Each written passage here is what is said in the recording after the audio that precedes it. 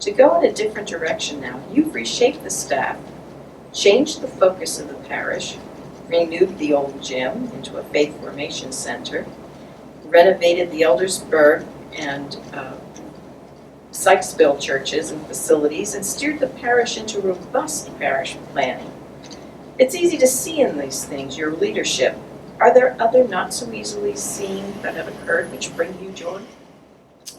Well, you're asking me now to, blow my own trumpet, so of course I will. Obviously, having an ego as big as I do, I suppose there are one or two other things. One of them would have been the Jubilee, the 150th anniversary, and that was an opportunity just waiting for me. Basically, I didn't design it; it just landed. And I found it helpful to have that challenge, and people were very generous. Megan Channing's Jubilee Committee, on which you yourself served, and so many other people got together and were creative, and we tried things. Even this video series we're doing came out of that, sort of that there is a historical dimension, and let's make sure we archive for the future. So I think that was, we remember, we celebrate, and we dream, I think was our title. And it brought us back to legacy, it invited us to look to the future, but it rooted us in the celebration of faith, and that of course in the Eucharist particularly, that which we're missing so much now in the midst of this 2020 COVID event.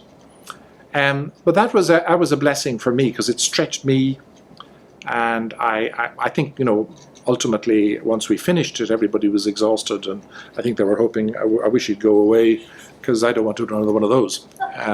So I'd say another thing that was very difficult, and indicates some of this ecology that I was talking about, what's out there, was the whole process of welcome, the formal welcome of a new member into the parish. And I kept hearing in the early days that, well, we used to have a lunch, and we used to this.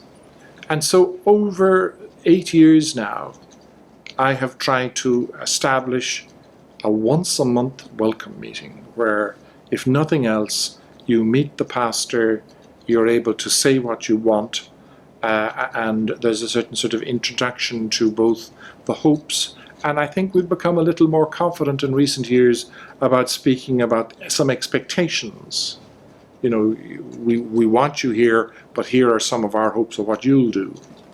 That's been useful, I think. Now it's undergoing a little bit further change now. We want to link individuals to people much earlier on, prior to the meeting.